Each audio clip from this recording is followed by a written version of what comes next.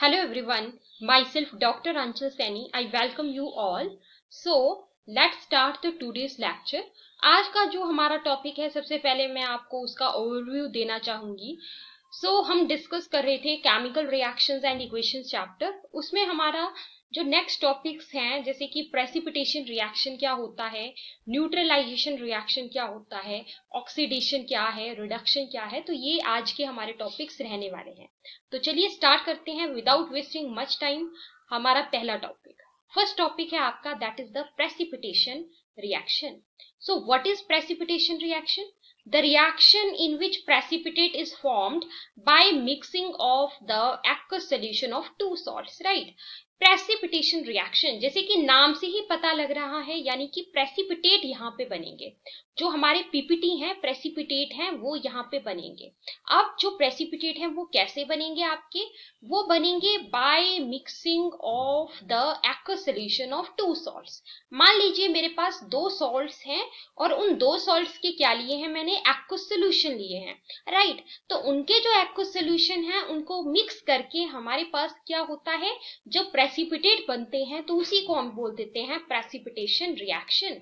Example के तौर पे अगर हम बात करें तो आप देख सकते हो, जैसे कि फॉर एग्जाम्पल मैंने यहाँ पे लिया है AgNO3, that is silver nitrate. Silver nitrate का मैंने क्या लिया है? एक्वस सॉल्यूशन, ठीक है. और यहाँ पे मैंने अगर ले लिया NaCl, जो कि एक सॉल्ट है, ठीक है, इसका भी मैंने क्या लिया है? Aqueous solution. तो यहाँ पे आपको कंफ्यूज नहीं होना है, पहले ही मैंने ये बात क्लियर कर दी थी कि हमें जो है, जो भी हमने सॉल्ट्स लेने हैं उनके we will take aqueous solution. Okay, so यहाँ पे जैसे मैंने सिल्वर नाइट्रेट एक सॉल्ट लिया, दूसरा सॉल्ट जो है मैंने NaCl लिया, इनका एक्वस सॉल्यूशन लिया. सो यहाँ पर आप देख सकते हो कि हमें क्या मिलेगा? AgCl. AgCl हमें यहाँ पे मिल गया, ठीक है, जो कि आप देख सकते हो कैसे मिला. देखो Ag है तो इसके ऊपर पॉजिटिव चार्ज होगा, Cl है तो नेगेटिव होगा. ओके, तो पॉजिटिव नेगेटिव क्या होती है? अट्रैक्शन. तो आप ऐसे समझ लो कि Ag जो है वो Cl के साथ में आना चाहेगा, उसके साथ में अटैच होना चाहेगा. तो बिल्कुल सिंपल है, वो उसके साथ में अटैच हो जाता है, ठीक है. और Na के ऊपर क्या होता है? पॉजिटिव होगा, और NO3 के ऊपर तो नेगेटिव होगा, ठीक है. NaNO3 हमारा अलग से बाहर निकल जाता है यहाँ पे, ठीक है, जो कि हमारा क्या कहलाता है? एक्वस. ये हमें एक्वस सॉल्यूशन के फॉर्म में जो है वो मिल जाता है. ये एक्वस फॉर्म होगी इसकी, ठीक है, ये एक्वस फॉर्म होगी जो सोडियम नाइट्रेट है उसकी. जबकि यहाँ पर हम देखें तो ये हमें यहाँ पे सिल्वर क्लोराइड मिल जाएगा. ओके, सिल्वर क्लोराइड मिल जाएगा. अब देखिए, अब आप लोग जो है यहाँ पे सोच रहे होंगे कि हमारे पास प्रेसिपिटेट कहाँ मिले, क्योंकि हमने नाम तो क्या दे दिया? Precipitation reaction. तो हमें प्रेसिपिटेट कहाँ पे मिले? सो ये जो हमें यहाँ पे सिल्वर क्लोराइड मिला है, दैट इज AgCl, यही जो है पीपीटी की फॉर्म में हमें मिलेगा. तो आप ब्रैकेट में यहाँ पे लिख सकते हो PPT, that means precipitate. Okay, now moving to the next one. Next हमारा आता है neutralisation reaction. What is neutralisation reaction? The reaction in which acid reacts with a base. ऐसे रिएक्शन जिनमें क्या होता है कि जो एसिड है वो बेस के साथ रिएक्ट करता है, और जब एसिड बेस के साथ रिएक्ट करेगा तो हमें क्या मिल जाएगा? हमें एक तो मिल जाएगा सॉल्ट और एक मिल जाएगा वाटर. ध्यान रखिएगा, जब भी आपका एसिड बेस के साथ रिएक्ट करेगा तो हमें दो चीजें मिलेंगी. एक तो हम लोगों को मिल जाएगा सॉल्ट, और दूसरा हम लोगों को मिल जाएगा वाटर. कैसे मिलेंगे? By an exchange of ions. यहाँ पे जो है आयंस का एक्सचेंज होगा. एग्जाम्पल की हम बात करते हैं, जैसे कि NaOH है आपका. ओके, NaOH है और HCl है. तो आप देख सकते हो कि एक हम लेते हैं बेस और एक हम लेते हैं एसिड. तो यहाँ पे हमने HCl ले लिया acid, that is hydrochloric acid, और NaOH that is sodium hydroxide, ये हमने ले लिया बेस. तो यहाँ पे हमें देखिए क्या मिलेगा? Na के ऊपर होता है पॉजिटिव, Cl के ऊपर होता है negative. Positive negative extraction. Na बोलेगा कि मेरे साथ में कौन आ जाए? Cl आ जाए, ठीक है. तो NaCl आपको यहाँ पे मिल गया, और वाटर देखिए बाहर निकल जाएगा. ये देखो, ये एक हाइड्रोजन है, ये OH है, तो ये हमारा बाहर निकल गया वाटर, ठीक है. तो NaCl आपको यहाँ पे मिल गया. NaCl आपका क्या है? ये हमारे पास है सॉल्ट. नेक्स्ट बात करते हैं, that is oxidation and reduction reaction. What is oxidation and reduction reaction? Oxidation, जैसे कि नाम से पता लग रहा है, यानी कि यहाँ पे ओ से आप याद रखेंगे oxidation, O for oxygen. So oxidation क्या होता है? एडिशन ऑफ ऑक्सीजन और नॉन मेटालिक एलिमेंट और रिमूवल ऑफ हाइड्रोजन और metallic element from a compound is known as oxidation. अब देखिए, एक तो अगर ऑक्सीजन की एडिशन हो रही है, ठीक है, या किसी नॉन मेटालिक एलिमेंट की एडिशन हो रही है, तो उसको आप ऑक्सीडेशन बोलोगे, ठीक है। और दूसरी टर्म, अगर हाइड्रोजन रिमूव हो रहा है तो उसको भी हम ऑक्सीडेशन ही बोलेंगे, या फिर अगर मेटालिक एलिमेंट रिमूव हो रहा है किसी कंपाउंड से तो उसको भी हम ऑक्सीडेशन ही बोल देते हैं। Now moving to the next one, next आता है reduction.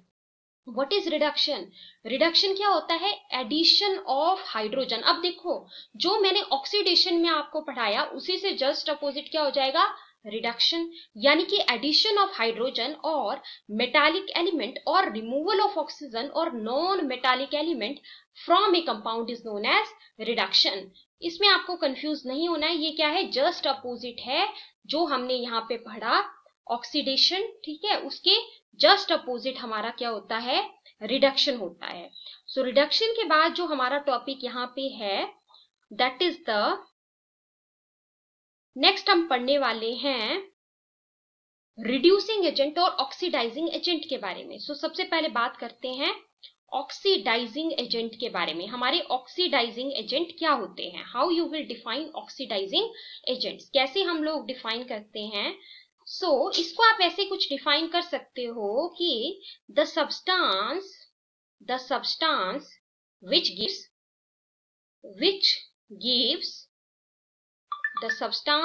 gives oxygen for oxidation is called an oxidising agent, ठीक है। ऑक्सीडाइजिंग एजेंट आप किसको कहोगे? ऐसा कोई भी सब्सटेंस जो कि आपका क्या देगा? ऑक्सीजन देगा, ठीक है। ऑक्सीजन देगा किस चीज के लिए? ऑक्सीडेशन के लिए, उसको बोल देंगे ऑक्सीडाइजिंग एजेंट। और नेक्स्ट हम बात करते हैं रिड्यूसिंग एजेंट। आप किसको बोल सकते हो?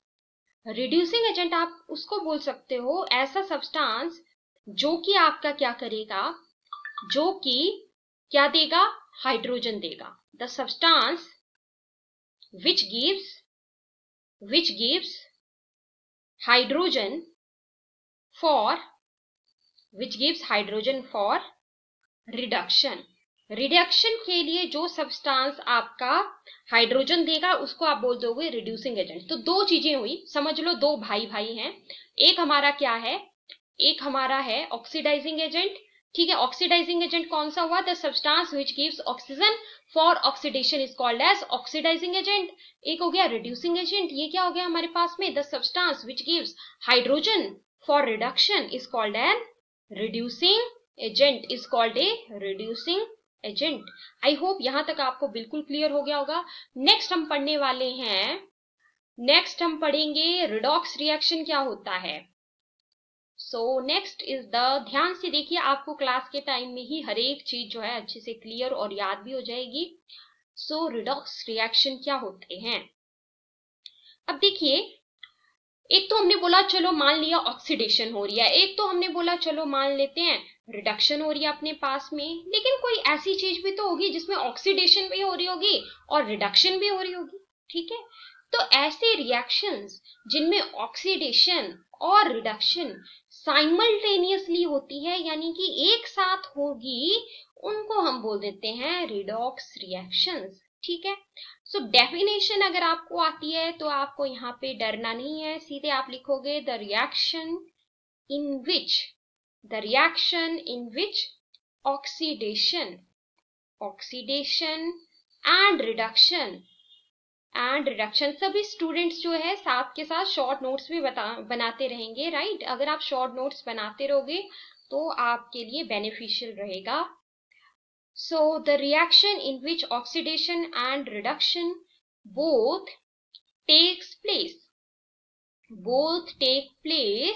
simultaneously, यानी कि एक साथ होते हैं, उसको हम बोलते हैं रिडॉक्स रिएक्शन।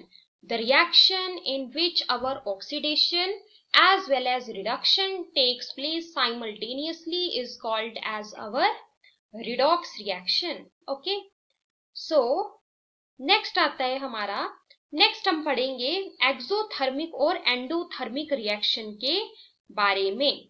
ठीक है, सो सबसे पहले देखते हैं हमारा एक्सोथर्मिक रिएक्शन क्या होता है। देखो, एक्सो मतलब कि कोई चीज हमारी बाहर निकल रही है। ठीक है, एक होता है एक्सो, एक होता है एंडो। तो एक्सोथर्मिक रिएक्शंस क्या होते हैं? The reactions which produces energy. ठीक है, जिन रिएक्शन में आपकी एनर्जी जो है वो रिलीज होगी, ठीक है, उनको आप बोल देते हो एक्सोथर्मिक रिएक्शन। और कौन सी एनर्जी? Heat energy. ठीक है, उसको बोल देते हैं exothermic reaction.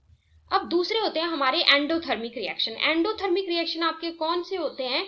Just opposite to that of exothermic. मतलब यहाँ पे कोई चीज जो है, एंडो मतलब कि अंदर, मतलब कोई चीज क्या हो रही होगी? एब्जॉर्ब हो रही होगी, राइट। कोई चीज आपकी एब्जॉर्ब हो रही होगी। तो ऐसे रिएक्शन जिनमें आपकी क्या होती है? हीट एनर्जी एब्जॉर्ब हो रही होती है, उनको हम बोलते हैं endothermic reactions. They are called as your endothermic reactions. Now इसके बाद हमारा टॉपिक यहाँ पे रहता है, ओवरव्यू में आपको दे देती हूँ। इसके बाद हमारा रहता है effect of oxidation reactions in everyday life.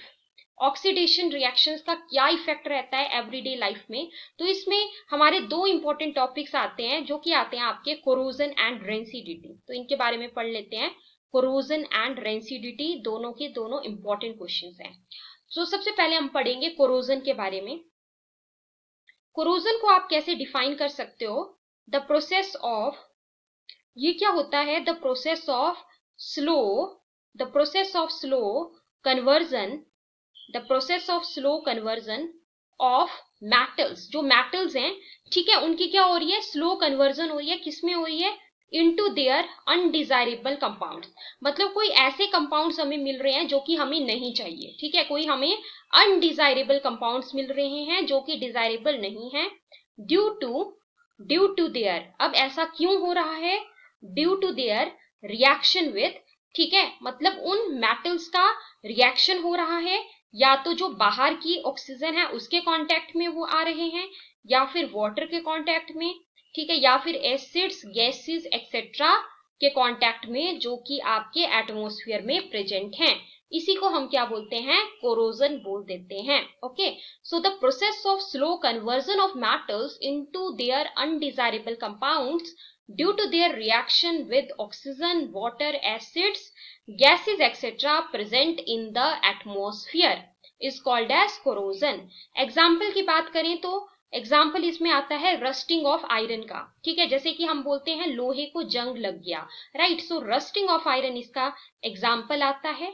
और याद रखना कि यहाँ पे आपसे रस्ट का जो फॉर्मूला है वो पूछा जाता है। सो रस्ट का फॉर्मूला होता है Fe2O3 .XH2O।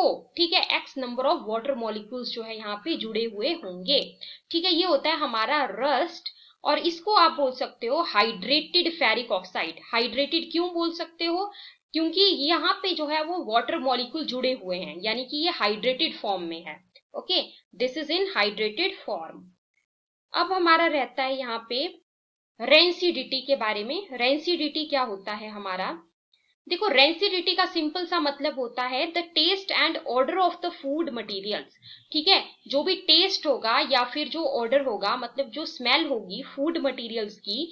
ठीक है, कौन से फूड मटेरियल्स? जो कि आपके फैट को या फिर ऑयल को कंटेन करते हैं।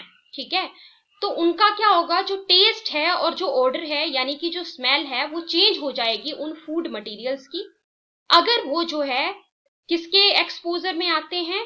एयर के कांटेक्ट में आते हैं लंबे टाइम के लिए, फॉर ए लॉन्ग टाइम। ठीक है, इसी को हम बोलते हैं रेंसिडिटी। तो क्या बोल सकते हो आप? The taste and odour of the food materials containing fat and oil changes when they are left exposed to the air for a long time.